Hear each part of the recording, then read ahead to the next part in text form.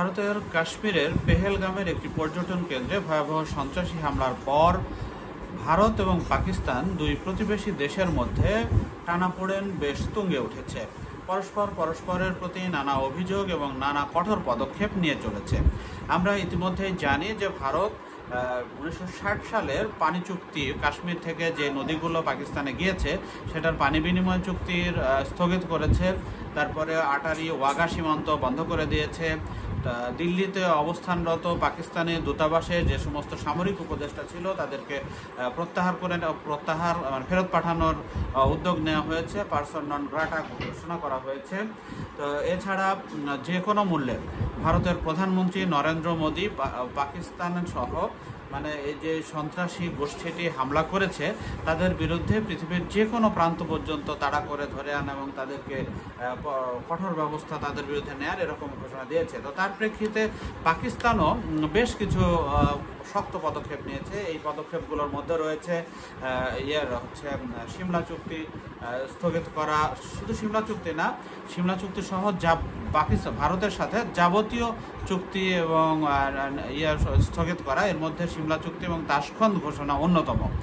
তো তাশখন্দ ঘোষণা এবং সিমলা চুক্তি স্থগিত করা, তারপরে পাকিস্তান তার প্রতিক্রিয়ায় বলেছে যে ভারতের এই পানি প্রত্যাহার বা পানি চুক্তি স্থগিত করা আর কার্যকর করার যে কোনো উদ্যোগ এটি হবে যুদ্ধ ঘোষণার সামিল। তবে আমরা ইতিমধ্যেই দেখেছি যে ইন্দাস নদীতে ভারত যে বাঁধটা দিয়েছে সেই বাঁধ বন্ধ করে দিয়েছে। তার মানে পানি প্রবাহ সম্পূর্ণরূপে বন্ধ হয়ে গেছে।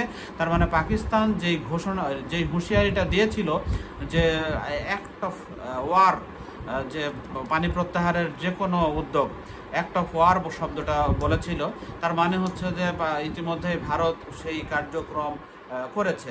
আমরা ইতিমধ্যেই পাকিস্তান ভারত কাশ্মীর সীমান্তে গোলাগুলি হয়েছে সেটা জেনেছি। তারপরে ইতিমধ্যে বিএসএফ জওয়ানকে পাকিস্তান ধরে নিয়ে গিয়েছে, ভারতের পক্ষ থেকে তাকে ফেরত চাওয়া হয়েছে, পাকিস্তান সেটা দিতে অস্বীকার করেছে। তো সব মিলায় অবস্থা বেশ ঘোলাটে।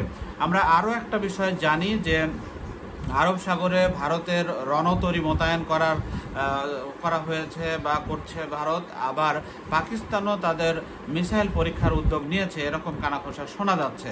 যদিও আমরা নৌশক্তির বিবেচনায় ভারতের ধারে কাছে নেই পাকিস্তান, এমনটা জানি। কারণ ভারতের 5টি সাবমেরিন থাকলেও দুটি বিমানবাহী রণতরী ভারতের থাকলেও পাকিস্তানের একটিও নেই।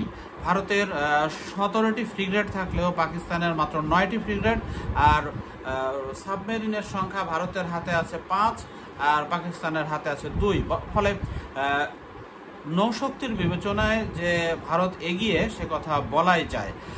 এছাড়া পরস্পরের প্রতি যে যুদ্ধংদেহী মনোভাব, যে ধরনের কঠোর ও তীব্র আলোচনা সমালোচনা চলছে, তো এগুলো আসলে খুব বেশি স্বস্তিদায়ক নয় দুটা প্রতিবেশী দেশের বিরুদ্ধে, প্রতিবেশী দেশের জন্যই। তো আমরা একটু দেখে নেই যে সিমলা চুক্তি যদি স্থগিত করে তাহলে এর প্রতিক্রিয়া কি হতে পারে। তো সিমলা চুক্তির মাধ্যমে লাইন অফ কন্ট্রোল যে সীমারেখা, সেই সীমারেখা পরস্পর এই দুটি দেশ মেনে চলার অঙ্গীকার করেছিল। আর সিমলা চুক্তি স্থগিত হলে যে কাশ্মীর এবং পাকিস্তানের এবং ভারতের যে সীমারেখা নিয়ে যে জটিলতা, তো সেই জটিলতাটা আবার সেই পুরনো রূপে ফিরে যায়। ফলে এখন কাশ্মীরের মধ্যে পাকিস্তান যে কোনো অ্যাক্টিভিটি চালাইতে পারবে এরকম একটা পরিস্থিতি তৈরি হয়ে গিয়েছে। এছাড়া তাশখন্দ ঘোষণায় যেটা ছিল, তাশখন্দ ঘোষণায় দুটি দেশ পরস্পরের প্রতি একটি অঙ্গীকারে আবদ্ধ ছিল। সেটা হলো যে আভ্যন্তরীণ বিষয়ে কোনো হস্তক্ষেপ করবে না দুটি দেশই। পাকিস্তান ভারতের মধ্যে কোনো আভ্যন্তরীণ বিষয়ে কোনো হস্তক্ষেপ করবে না, বা ভারত পাকিস্তানের মধ্যে আভ্যন্তরীণ বিষয়ে কোনো হস্তক্ষেপ করবে না। তো এই ঘোষণাটাও যখন পাকিস্তানের তরফ থেকে স্থগিত হয়ে গিয়েছে, ফলে ভারতের অভ্যন্তরে পাকিস্তান যে চাইলে কিছু করতে পারবে এ ধরনের একটা হুঁশিয়ারি ভারতকে পাকিস্তান দিয়েছে। ঠিক এখনো পরিস্থিতিতে দুটি দেশই একটি চরম উত্তেজনাকর পরিস্থিতির মধ্যে রয়েছে। তো আমরা আশা করি যে এই উত্তেজনা ভবিষ্যতে আর বাড়বে না।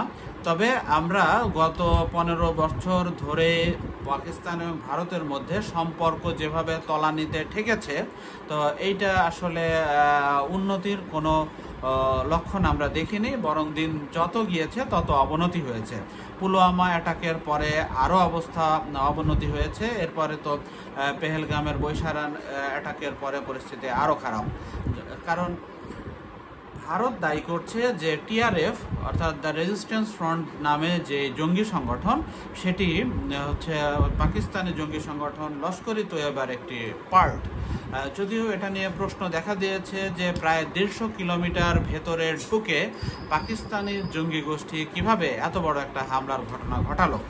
তো এখনো পর্যন্ত সে রহস্যের উন্মোচন হয়নি। আমরা আশা করি যে দুটি দেশ পরস্পরের প্রতি সহমর্মিতা দেখাবে। ধন্যবাদ সবাইকে।